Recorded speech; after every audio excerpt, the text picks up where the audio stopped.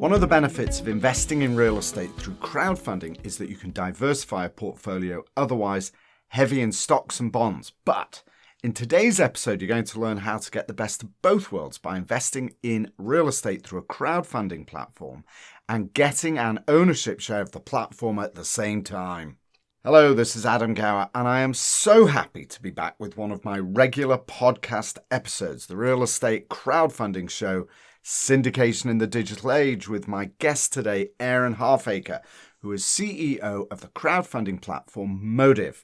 I got to know Modiv some years ago when I met their founders, Ray Werter, who was chairman of CBRE, and Harold Hofer. That was when I was writing my first book on real estate crowdfunding, Leaders of the Crowd. Aaron took over the helm in mid-2018, oversaw the branding change to Modiv, and most recently announced that they were going to be using Regulation A+ to raise capital, meaning that they can now raise capital nationwide from everyone. And what you'll hear from Aaron today is that by investing in real estate through Modiv, you also get an ownership share in the company itself. And with the possibility that someday they may go public, that means you're getting both real estate returns and the prospect of a kicker from the sale of the company itself. If you've not already done so, please subscribe to the free Gower Crowd newsletter at gowercrowd.com, which is the only newsletter that covers news and updates exclusively from the world of real estate crowdfunding. Sign up there at gowercrowd.com. Okay, now, after something of a hiatus from my regular podcasts, I am delighted to introduce you to Aaron Halfacre, CEO at real estate crowdfunding platform Modiv. Here he is. Aaron, it has been 2.5 years since we first contacted. So listen, patience is always a good thing. 2.5 years to get you on my podcast. Thank you so very much for joining me today. I've got one question for you start off with. All right, when we first met, you were my rich uncle. Now, you are Modiv. Tell me, tell me about the change, why it came about, what you got, how things have changed since then. Yeah, absolutely. So when we first spoke, I had recently joined, and I had recently joined from Realty Mogul, where I had been the president there. And my foray into sort of fintech-enabled crowdfunding space was relatively new. It was within that 1 year's time. And I'd come from institutional real estate and sort of public real estate, and had been very intrigued by what crowdfunding represented. And so after helping Realty Mogul do a bit of organization, I'd known Ray Werter for quite some time. And Ray asked me to come down here and start looking under the hood and seeing how we might change the business. And so I think it was Valentine's of 2019 when we last spoke. We were well underway merging the two REITs that Rich Uncles had raised. And in that process of merging what was Rich Uncles REIT 1 and RW Holdings NNN REIT, we also internalized the management team. So Modiv really reflects, Modiv is more dividends, more diversification, monthly dividends. It's really sort of evolutionary though. It's M&A. It's the combination of both those two REITs, as well as the assets of the external manager, as well as two subsequent crowdfunding companies. And so it really reflects a bridge between two businesses, right? So it is a public but non-listed REIT, so very much in the traditional sense of all the other non-traded REITs, and we're the largest of our kind. But we're also still very much in the crowdfunding space. And as you know well, Rich Uncles, I think, first came out in 2013, so it's one of the earlier ones who had come about, and we're still here. So you know that Ray actually very kindly, I forget the term, it's not review. It's a different word for it. I can never remember, but on the back of my first book, Leaders of the Crowd, he actually wrote, I've got a blurb on the back. Yeah. It was very kind of, I know he didn't do that very often, so it was very nice of him to do it. Harold was actually in the book, so I think maybe that's why. Yeah. So now, at that time, you were a triple net, it was triple net fund, basically triple net REIT. Is that still the focus of the business? Yeah, so the primary real estate that we own today, our mandate doesn't preclude diversifying outside of it, but right now it has net lease assets. So we are about $430 million of gross asset value, all in one single REIT, where the shareholders own not only the real estate, but they own the fintech crowdfunding platform as well. So it's all combined into one entity. Oh, that's really interesting. I didn't know that. Tell me more about that. So wait, Yeah. that is It's unique, and it's only one unique. of its kind. Because if you think about, and you know the space pretty well, and I did a slide not too long ago for Benzinga. But if you think about the models, there's two primary models. There's the asset aggregator model, which is trying to get AUM, and then there's the original syndication model, which was sort of like CrowdStreet did. So they two-sided marketplace, and they matched a sponsor with capital. And then you had hybrids like Equity Multiple or Realty Mogul, sort of hybrids where they do fund of funds. So we are definitely an asset aggregator. So we buy title to the assets, we own them. But in most, and just like Fundrise buys title to assets as well, but Fundrise is externally managed. So if you want to own Fundrise, the company, you'd have to participate in the IPO if you were lucky. Otherwise, all you're doing is investing in their product.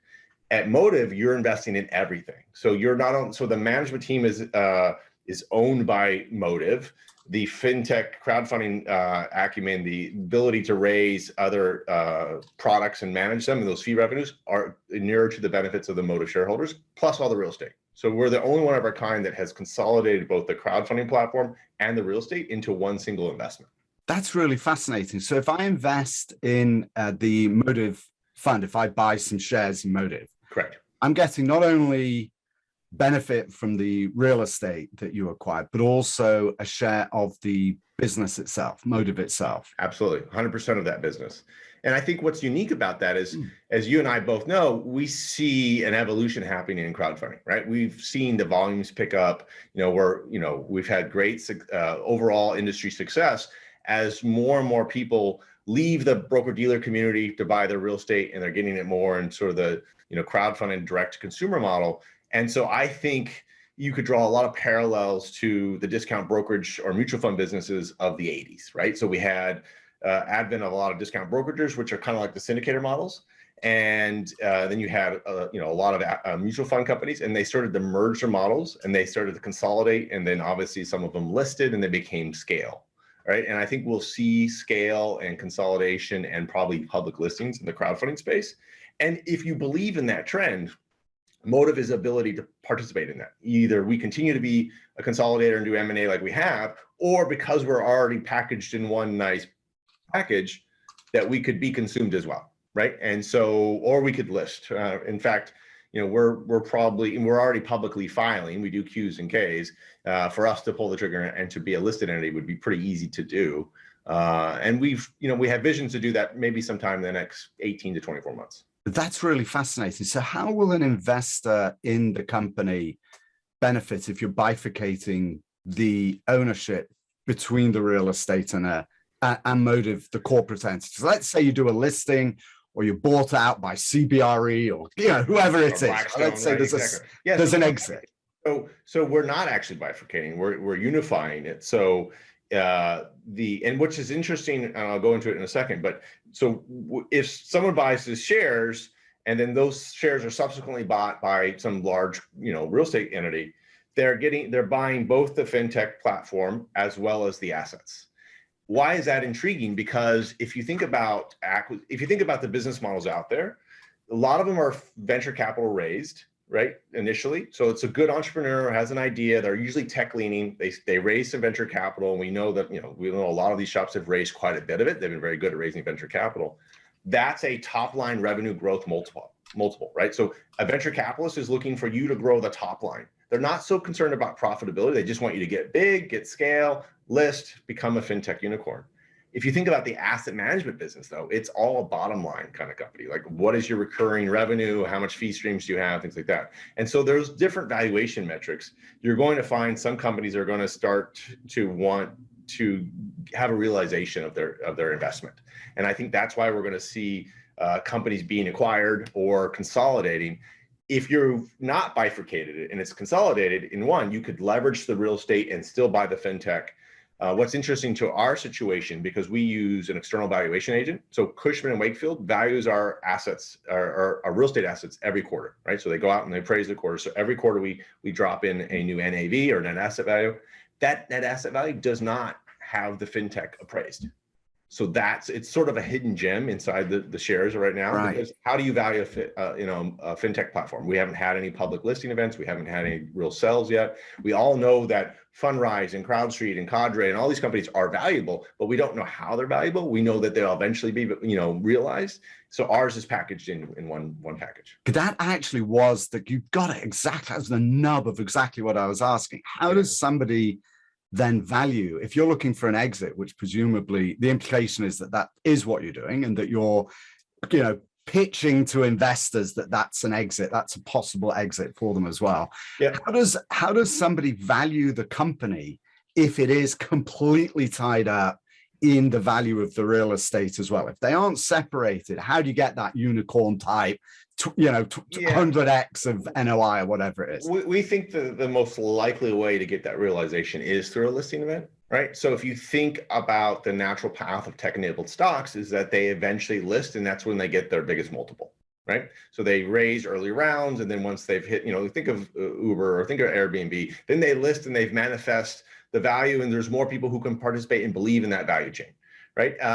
Because Cushman & Wakefield, which is a real estate appraisal, their real estate appraisal business is just valuing the real estate. They don't care about that. It just sits on the books from an accounting perspective. How do you get that realized? Well, of course, you could bifurcate it and sell it off and get a valuation, right? You could come out with your own arm's length evaluation, but that, how do you really know what that's worth, right? Because unfortunately, in the tech business, it's usually only the worth is really measured by supply and demand, right? And how do you best measure supply and demand is make sure that it has a wide audience. And so we think the listing event would probably be the one that catalyst and allow the fintech value to be extracted or to be realized.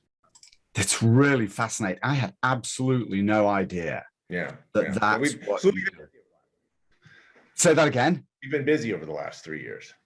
No, I'm missing something, and I don't like to miss. So I actually, I'm going to ask. So now let's just drill down on that, because I'm relatively bright, like in this, I know a bit about this business. You are talking about actually something that is, number one, unique in the industry. Yeah. Secondly, quite complicated to explain. I mean, you've explained it very well, but it's not. But it is not an easy thing to explain. Correct. And yet you are moving to a Regulation A model, a Regulation A plus model, which congratulations, which implies that you are moving beyond the accredited investor, right? Who is assumed to have, actually, we know that accredited investors are generally very well educated, right? They have college degrees or professional degrees or higher. So understanding these complicated ideas is less difficult for them than for everybody else. And yet you are appealing to a Regulation A audience, which is everybody else. What is the biggest challenge to you of explaining this complicated concept to them and benefiting from this strategy that you've got consequently? Yeah, so by way of history, so when we first, the Rich Uncles brand was first launched, they were registered as REITs. And so they weren't using either Reg D or Reg A. They were filing under what was called an S11. And an S11 does not allow for general solicitation. So there's no marketing you can really do other than they haven't used radio before. But it's available to accredited and non-accredited investors alike. So of our investor base, legacy-wise, quite a few of them are non-accredited. And so we find that they understand the story a lot because they have been around the company for a while. They understand that the two parts have now become one. But to your question, as it relates to sort of de novo investors, and you're out there articulating to someone who is so uninitiated to real estate investing, or certainly early in their career, we sort of break it down into components, right? So ultimately, you're producing income. You got income producing real estate, right? That you're owning. It's on long-term net leases with single tenants, so it's a generally sleep well at night type of asset class, and making sure that they're comfortable in that regard. Telling them about the fintech and the tech-enabled space a little bit. We've had some tutorials on that to help them understand the business model, and just let them know that that's an inherent, that's an Easter egg, if you will, and that's embedded in their value. But their first primary decision shouldn't be on the catalyst event that I just described, right? It shouldn't be that. That is not guaranteed. There's a lot of vagaries in the market that, as we all know, that may or may not bring about that timing or that valuation at the right time that we want to. But ultimately, every day and every month we're producing dividends is that you are owning income producing real estate, and that this real estate, this private commercial real estate, has a non-correlated effect with other asset classes, and therefore it's diversified. And so we just start with a basic message that you should be owning real estate. This is some real estate that you want to own that also has a modicum of liquidity to it. So a lot of the crowdfunding deals go out and they're 5-year lockups or they're whatever until the property goes full cycle. We have monthly liquidity. We're closer to a mutual fund, if you will, or closely to a publicly traded stock. And so we focus on just the income producing real estate, the diversification that it provides, a good solid management team with good corporate governance, transparency. There are no fees associated with owning our shares, right? So there's no external manager to pay. So there's no acquisition fees, there's no disposition fees, there's no promoted interest on this. So it's a very clean vehicle. It's, we've been likened somewhat to the Vanguard model because it's mutually owned. So everything about us is owned by all our shareholders. And so we just talk about, having good ownership, having a good leadership team, having good solid real estate. The fintech portion for those investors is a kicker, right? That story is going to resonate, to your point, with more of the institutional investors and more of the high net worth investors who say, oh, look, I want to have real estate, but I also want to make this fintech play. So forgive me if I'm sounding like I'm asking the same question again, but why did you structure it that way? It is definitely two clearly separate messages.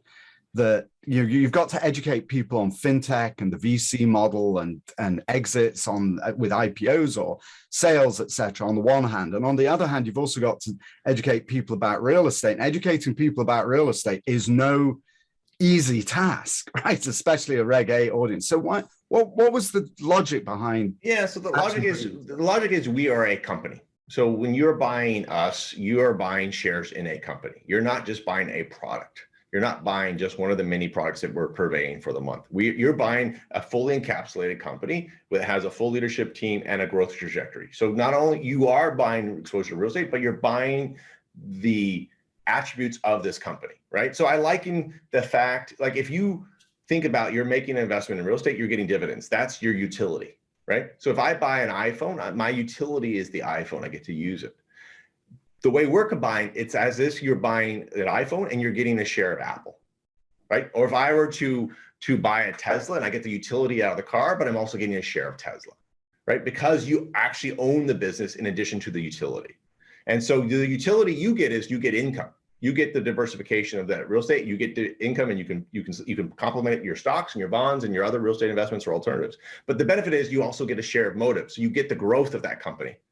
So if Apple or Tesla at the early days grew, I'm not saying we're Apple or Tesla, but that's the equivalency of you have utility and you also have the value of the enterprise.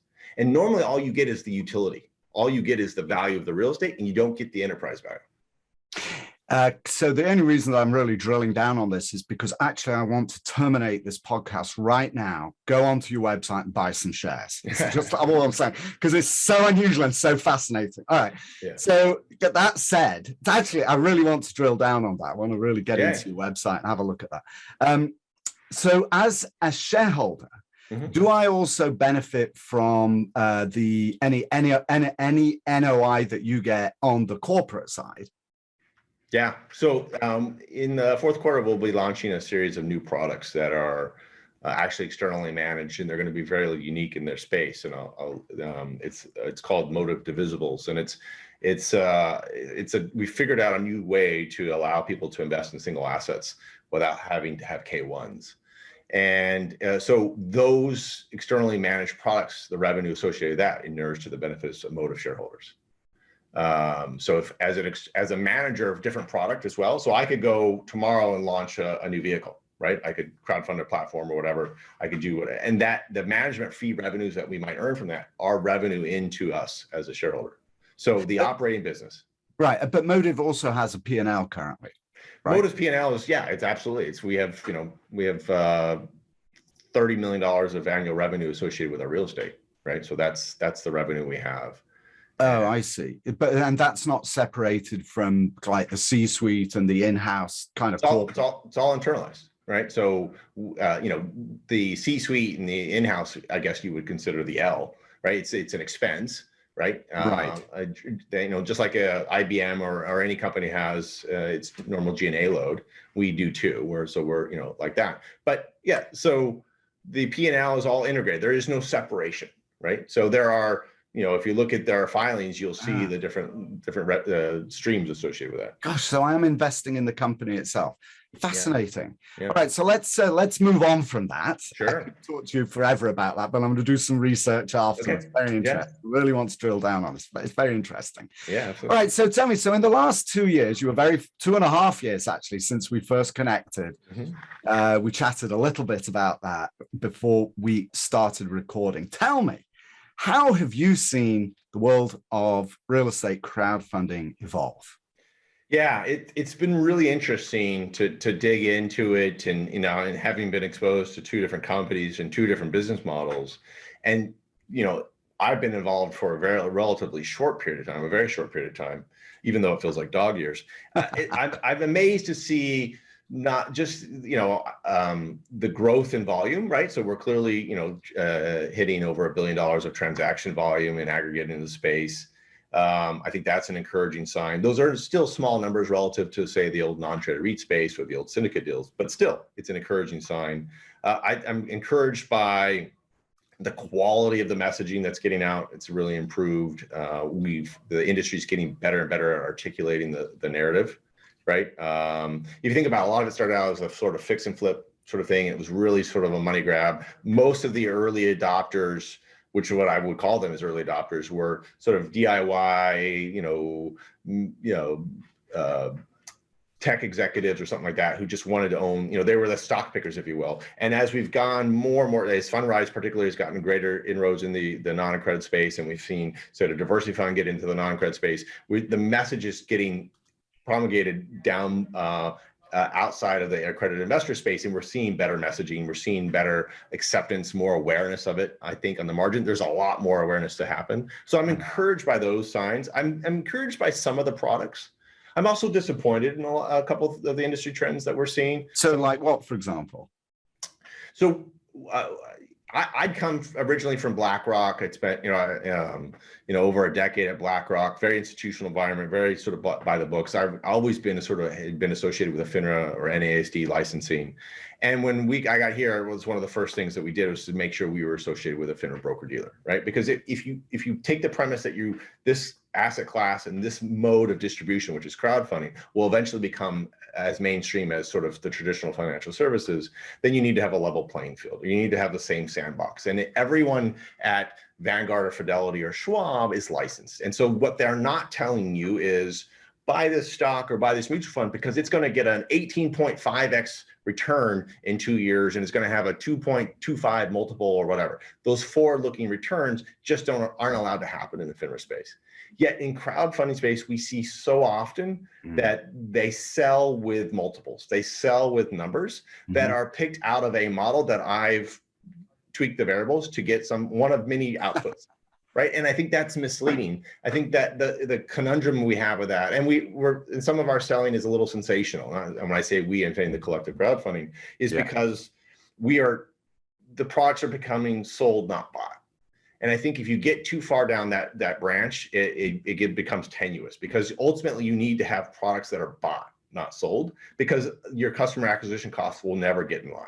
Right? You'll never really be able to achieve true scale if you're trying to sell your product where it's not a natural buy, a natural fit. If it becomes, look, I've got exposure, I've got a good bells and whistles, you come to me, your customer acquisition costs will come down, you'll get more scale, and you do that. I think that's a longer road. It's not as fast, it's not as sexy, it's a little bit more driven in terms of content. But I think the concern I have is we sell future returns that are one of many hypothetical returns.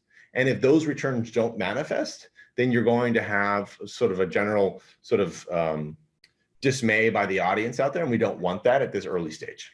Yeah, there's no doubt that you talk about general dismay. I think of it as hitting a brick wall, basically. Yeah, exactly. So it's just going to be a boom. Right. And there'll be this disillusion, right? And it's like, well, you told me it was at 18.25, right? Right. As opposed to saying it could be 15 to 20, right? Right. No, I said it was projected, and here at the bottom of my website, on my emails, and it's everywhere. Yeah. These are not numbers. All right. So, Aaron, how do you sell real estate? I mean, historically, real estate, you've been in real estate all your life. You know what it's like pre I was going to say pre-COVID, pre-Jobs Act. Everything is BC now, right? Before COVID. But pre-Jobs Act, you've raised money, you know exactly what's involved. It does involve projections. That is the nature of real estate. If you're starting with at the very crudest, you're looking at a ground up development, there is nothing there today. Right. You can only talk about where it's going to go, the projected costs, the projected revenues, projected value. How do you sell real estate without talking about the future? Yeah. So when we were at BlackRock and we were at the real estate group, we managed probably $30 billion of assets, and we were always trying to raise new product or something like that. And we were dealing with CalPERS and CalSTRS and a lot of sophisticated institutional investors. And you're right, they do want to see your models. But they want to see your models in entirety. So they want to see a sensitivity table that has a negative return and a positive return. And then they want to gauge where they think the likelihood is, right? So there's nothing wrong with throwing a full spectrum of a model, but it requires sort of adequate full disclosure. In the case of this environment where you're dealing with retail investors who may not necessarily be able to discern that sensitivity table or the intricacies of that model, I don't think it favors them. And so the framework that you normally have, and it comes from sort of the NCREIF environment, if you're familiar with NCREIF, is sort of this core value-added opportunistic. So sort of programmatically, you can describe these types of investment strategies through these buckets of core value-added opportunistic. I think we see this on Fundrise's site, and there's a couple others out there. So a core property or a core investment strategy is going to be primarily income driven, it's primarily stabilized, and the returns are going to typically be income, 5 to 8% returns with a modicum of total return, right? At the other end of the spectrum is opportunistic, and that could be ground up development, or that could be, full on massive renovation. And those are going to be almost zero income and largely total return over a whole period of time, right? And so if you frame buckets of expected returns, because we can't get precise with any return unless it's a government bond, then you're going to know that, okay, if I want higher risk, no income, potentially greater return, greater equity multiples, then I'm going to lean toward an opportunistic strategy. If I want more sleep well at night, income producing real estate, I'll go through a core. And if you categorize it that way, it's no different than growth or income or stabilized, these vernaculars that we see in equity mutual funds, because equity mutual funds aren't giving you forward-looking returns, yet they're still selling their product, right? And they didn't exist time eternal. They had to be educated, and the audience had to get used to it, because you go back to the 70s, mutual funds were largely held by high net worth individuals, right? Now everyone owns a mutual fund if they want to, or more likely an extension is just the ETF, right? So I think the education is giving people frameworks to understand the relative risk return, as opposed to giving them specific numbers that they might hang their hat on. Fascinating. All right. So now you're going into the Reg A plus world. And again, Aaron, I don't mean to patronize in any way, shape, or form. It's a very sophisticated approach that you have. And you are moving into the Reg A world, which is the non-accredited investors. Basically, anybody over the age of 18 anywhere, right? If you've got a heartbeat and you're over the age of 18, you can invest. Right. So how are you going to market these ideas? What have you, presumably you've been thinking about this, right? So up until now, you wouldn't have done a Reg A.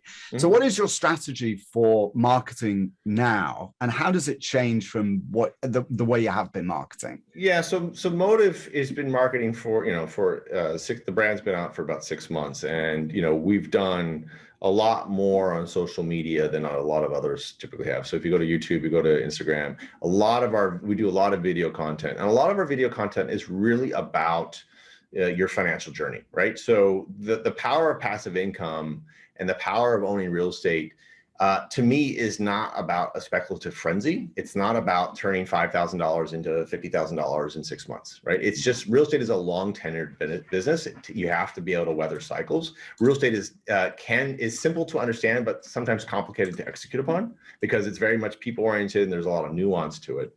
And so we're educating people that, look, make the right emotional decisions, the right financial decisions in your journey, because if you are an accredited investor and you're starting out with a small sum, you don't know, and it's okay not to know. And the part of the journey is just to incrementally learn what you're doing without going out and buying, GameStop or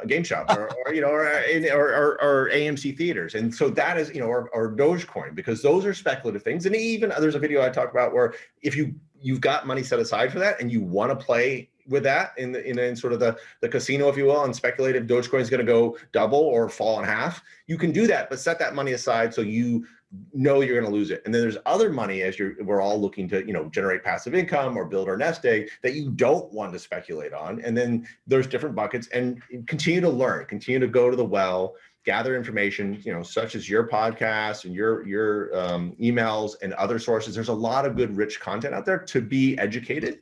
I don't think you have to dumb things down. I think you have to break them apart and be patient, right? So when that person is ready to learn that thing, it'll be there for them. But I don't take the view that everything has to be overly simplified. You just have to be patient, and that means patience with the adoption, but also patient with people's questions, right? So I'll get on the phone with a lot of investors and I'll walk them through it, right? Good ideas, flying to the moon was complicated, right? It required a lot of engineering, right? And we ultimately accomplished it. And we don't necessarily need to understand all the intricacies of getting to the moon. We know that we could get to the moon, right? And so our business model might be a bit of like flying to the moon. It might have some complications to it, but the point of the matter is you got to trust the team that's going to take you there, right? We trusted NASA to take us to the moon, and it did, right? We didn't have to understand all their engineering behind it as a populace, right? And I think that's true of a lot of good business ideas, right? You don't have to fully understand Elon Musk's vision of what he's trying to build, but you trust that he can do it, and then therefore you participate. Yeah, and you talk about the benefits, not the process, right? I mean, that's I think what you've just been describing. That's certainly what we do. Yeah, we certainly don't like to talk down to our audience or our clients' audiences, but we do like to start at what I think of as a 101 level, and then dive deep as quickly as possible, right? So let's just start at the surface and then get into it. Absolutely. So you've talked about video as being a useful tool for you. What other tools do you like, and how do you use video other than just on YouTube? So we embed video in a lot of our email drip campaigns. We use email to sort of educate. So we try to make awareness about Modiv when it's in the news, or different things, thought pieces that we've worked on. We recently did a piece about prop tech and fintech, and sort of educating people on that space. We do a variety of things. We're the only, as I mentioned before, we're the only sort of crowdfunded equity REIT out there. We're $430 million. We're unique in the sense that we own the fintech platform as well, but we also do earnings calls. So just like our public peers, we do quarterly earnings calls, and we just had our second one earlier last week. And we run a full, we go over the financial results for the quarter. We go into details of what our portfolio is doing, and then we open it up to Q&A. So we're really leading on transparency, and that transparency takes the form in video, it takes the form in emails, it takes the form of phone calls. Occasionally we'll do in-person meetings with folks. So we try to be multifaceted in our communication strategy, but really our job is to be transparent and allow people to increasingly know that we are a company that are doing certain things. We have a mission, we have an objective, and we're working toward it. So you're also positioning yourself as an equity play. Is that what you just said? So Modiv shares are equity, right? Yeah. So you own, and the reality is, unless you're buying a note from any crowdfunding company, you're owning equity, right? So if I go into a syndicated deal, it's equity. It's equity. No. But you're playing it as an equity, like buying equities like a stock. So there's two. So you can either sell real estate, which is what all the other crowdfunding platforms do, and also what you do, but you can also sell or position yourself as not a real estate equity plan. I'm talking about as a stock, buy stock in our company. Are you playing that angle as well, Aaron? We are, because that's what you are doing, right? So when you buy a share of Modiv, you are buying a share, you're buying stock in the company, and the company owns the real estate. So we are a REIT. So if you buy shares in us, it's akin to buying shares of a publicly traded REIT, with the exception that you also own the fintech platform, right? And so, but you very much are buying shares in the company and stock. So are you finding people are responding to that positively, who don't understand real estate, don't need to understand real estate, but like the fintech play separately, completely from that? Oh yeah, we like crowdfunding, very cool, it's in real estate, but we like this. Are you getting? Yeah, so we do have crossover, right? So we have people who don't really want to own real estate in their portfolios, but they they are enamored with the crowdfunding industry. They see an evolutionary change, and they want to participate in that. And if they didn't buy into, that finite IPO of Fundrise or CrowdStreet or Diversify Whiteback or whatever one who's done, issued their own shares to their fund manager, this is the only way to do that. It's the only way from a real estate equity crowdfunding or real estate crowdfunding that I think we'll have some of our brethren will end up being listed events as well. I'm sure of this. As the industry continues, we'll see more than one type of company go public and more than one business model. Right now, this is to your point, there are people who are interested, who are investing in us purely because of the fintech play. So real estate's an added bonus, right? So it kind of, you have a floor to this, right? Because you have hard assets, you have income producing real office, industrial, and retail assets, across the nation. So it provides a hard floor. So as a tech stock, you could go highly volatile, right? You could go boom or bust because you don't have any assets. You're an operating business. No income. Yes. And we have a hard asset floor. And so but we have the upside of the technology. So what are the biggest challenges that you face at the moment? How are you cutting through the noise that's out there? Our biggest challenges, quite honestly, are not on the capital side. It's on the real estate side. So we're a dyed in the real estate team. So we are, my chief investment officer worked at Realty Income, worked with me at Cole. Cole was a very large REIT that we took public, a net lease REIT. Dave Collins, who's our head of asset management, who's 35 years in experience, used to work at way back in the time when there was Mays Department Stores and then in several different REITs, lots of ton of experience. We have a real large real estate shop. Our hardest problem is buying assets that are accretive, right? So we run ourselves, and this is due to my sort of institutional background. I want to make sure that my numbers tick and tie. So when we look at a property, we're looking at an attribution. We're making sure that this is an accretive acquisition for this company, right? So when we buy it, it's going to add a penny or more to the share price over time in terms of revenue or in terms of valuation, increasingly try to grow. We're finding that there's so much capital chasing the real estate market that cap rates are getting compressed and that you're finding less attractive deals than you did. So we're having to be pickier about what assets we look at. So I think we spend a lot of our time trying to make sure that we're buying accretive, long-term, sustainable real estate that's going to provide value. And, in a sea of people who've got a lot of cheap money and they're chasing it. Yeah, it's very tough, isn't it, at the moment? I mean, I'm seeing this absolutely everywhere. How are you trying to, how are you figuring that puzzle out? Are you looking at other asset classes, different risk profiles? What are you doing? Yeah, so we're able to own any type of real estate. So our investment objective is very similar to the Blackstone REIT. So if you're familiar with the Blackstone REIT, which is hugely successful, and that's the only comparison I'll make to it, is that it can own any type of asset class, right? It could be net lease, it can be a hotel, it can be a multifamily, it could be self-storage. They just announced a joint venture with a student housing operator. So we too have the ability to own any type of asset class. Right now, we are still focused on the net lease. We've looked at some self-storage, we've looked at some multifamily, and I just haven't felt compelled enough by those yields to go chase them out because you also need some operator experience, and I would have to add more talent to that regard. Yeah. We've also been spending some time actively looking at consolidating the crowdfunding space. So we are in conversations with several of our, sister platforms about, 1 + 1 being 3.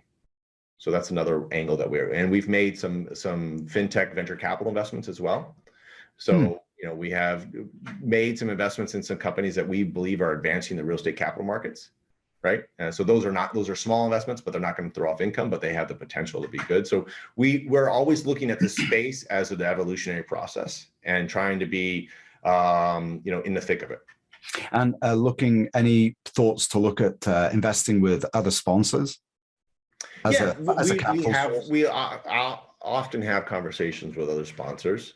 We are not, we've chosen not to be in the model of sponsoring product for other sponsors, right? And I think CrowdStreet and Real Crowd do a great job of that. I think Realty Mogul does a great job. I didn't mean that. I know what you mean, but I'm clarifying that. So on our side, we've looked at joint venturing with sponsors. Absolutely. We've looked at both joint venturing of the deal that they might be presenting, as well as their GP, right? So investing in their business and sourcing deals. So we have been having sort of a lot of active conversations on those fronts because we are not just a purveyor of product. we see your point earlier that we are this company that's growing and trying to adapt to the space. We have the flexibility of our balance sheet to do a lot of different things. Each one of those things is designed to increase the shareholder value. Yeah, it's absolutely fascinating. All right, I'm looking at the time and I want to talk to you some more. I want to talk just for a few minutes afterwards as well. Let me wrap up. Actually, let me ask you one final question on crowdfunding, and then I got 3 sign-off questions, kind of rapid fire sign-off questions. So where do you think crowdfunding overall, the industry, where do you think the industry is headed? Kind of give me some I know you don't like projections, but you can do that. No, I don't mind for the industry. Statements. I don't mind statements. I just don't think specific numbers are good. I've actually spoken this at a couple events recently, have some slides out. The parallels to, so if you go back to May 1st of 1975, which was the May Day Act, that's when stock commissions were deregulated. I liken the May 1st, 1975 regulation to very much the Jobs Act. It created a new regulatory environment, right? So if you think about asset crowdfunding as we know it, the Reg A, Reg D, and the Reg CF environment all manifest out of the Jobs Act. Obviously, crowdfunding existed before that, but it was sort of the rewards-based version. May 1st, right after May 1st of 1975, Charles Schwab started Charles Schwab.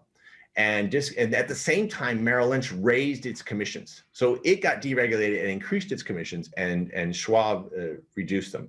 If you go from the late 70s to as late to the late 80s, you saw a plethora of companies, Scottrade, Brown and Company, Ameritrade, E-Trade, Trade Plus, Interactive Brokers, a bunch of different shops popped up offering discounted brokerage, using technology, providing better access to share purchases to investors, including non-accredited investors, right? So a very similar parallel about a plethora of low barriers to entry, a lot of companies started, and then what did you see? You saw consolidation, and then public listings, and then even more consolidation. So now you really have a handful of them. On the other side of the business, John Bogle of the Vanguard Company launched the no-load mutual fund in 1978. No-load mutual funds had already existed, but no one touched them. So they moved to a no-load mutual fund. And if you go back in time and look at the pundits, they'll say that this is going to kill the mutual fund business because you need a front-end loaded vehicle. You need to be able to, it's expensive and hard to buy mutual funds and stocks, and you have to have these fees. And he proved them wrong. And now it's really uncommon to find a front-end loaded mutual fund. And you find it's really uncommon to pay a lot for, if anything, for a stock commission. And those two business models, so the Fidelity and Vanguard models over here and the Schwab and E-Trade models over there have merged. So Schwab does discount brokerage and mutual funds, and Vanguard does discount brokerage and mutual funds, and they've merged in their very large conglomerates, if you will. I see that same parallel happening in crowdfunding, because real estate crowdfunding, because what we're trying to do is get a direct consumer business model. All of us are trying to do the same thing, right? Have a good linkage with the public and become an alternative real estate brand that a Schwab or a Blackstone or a Vanguard or a CBRE might say, well, that's easier than me trying to do it by scratch. I'll go in and I'll consolidate the space, and now I'll have stocks and bonds and real estate to offer my investors. I think that's where we're headed. Fascinating. All right, let me ask you 3 wrap-up questions before we formally finish, and then we'll chat for a couple of minutes. First of all, Reg A plus. What is the most important thing someone investing in real estate online should keep in mind for the first time they're investing online? I think the most important thing is you need to read the details. I think you can understand the concept of what you're investing in. You can see the pictures of the real estate, but you really need to read your documents, or you need to have that shop really be able to explain what's in those documents if you don't feel like reading them. You should know what the fees are. You should know what the governance models are. You should know what you're getting into, because those details and those documents are what's going to decide the outcome of your investment, more so than a lot of other factors. So I think the first thing is be educated, be informed. If it's a publicly filed, if it's a Reg A, it's publicly filed. That's a good measure, an increased measure. If it's a Reg D, it's not. Obviously, it's a Reg D. You're a accredited investor. You should be sophisticated enough to do it, but not all of them are, to be honest. A lot of them don't read. So I would say read your documents. Second question, and I know you don't look this old, but obviously you've been, based on what you've been talking about, you've been around real estate since way before 1975. What has been the hardest lesson you have learned in real estate? That was an attempt at a small joke, by the way. Yeah, it fell flat. Real estate. I've learned the two hardest lessons I've learned with real estate is one is you're never going to know it all. And two, you need to be very patient during those periods of time, right? So I can remember being at BlackRock and the Lehman crisis hit and, working through real estate in 2008 when it was just dark, right? We had a dark window. I remember it back in the S&L crisis, right? So real estate, you have to be patient through those cycles. You don't know, the levers that you're pulling in a bull market don't work in a bear market, right? You have to do things. Real estate is ultimately about people. Yes, it's physical locations, but it's ultimately people. I mean, the primary purpose of commercial real estate or any type of real estate is to house people, right? And so I think because it's people, there's variables you can't control. And so I think that's been the hardest lessons for me. Last questions. What are your key daily habits that keep you successful? Yeah. So, obviously I try to wake up early every day. I work out every day. I try to eat healthy. Those are the givens for everyone. As it relates to sort of the mental fortitude and sort of the vision is that I give myself free space, right? So I have a long-term goal. I'm a big fan of Jim Collins, the author. And so I have my set of BHAGs, of big, hairy, audacious goals that are both personal and for the corporation. And then each morning I focus on those and I work toward those, but I give myself free space, right? Because you can't over control a situation. You have to allow a little bit of play and dance, but knowing that you're getting to that objective, it may not be straight line, but and so that keeps me motivated to know that. Right. You'll have ups and downs, but ultimately you're making progress towards that long-term goal. Aaron Halfacre, CEO, right, of Modiv? That is correct. What an enormous pleasure. Thank you so much for being on the podcast. It was 2.5 years too late. We'll do it again. But just think of how much further you'd be if you'd have done the podcast. Years ago. All right. Real pleasure. Thanks. Thanks so much for having me. That was Aaron Halfacre, CEO at real estate crowdfunding platform Modiv, discussing, amongst other things, how you can invest in real estate and get an ownership piece of the Modiv crowdfunding platform itself. If you want to access deal information and pictures from sponsors on deals actively being promoted, that's Series 4 of the Gower Crowd podcast. You're in the right place now. Just go ahead and subscribe on your favorite podcast channel. Plus, if you want to access all the latest news from the real estate crowdfunding world, and if you want to be the first to know about some proprietary industry data that we've been putting together, subscribe now to the Gower Crowd newsletter at gowercrowd.com. It's totally free and it's the most comprehensive source of news and information about real estate crowdfunding anywhere on the planet. All there at gowercrowd.com.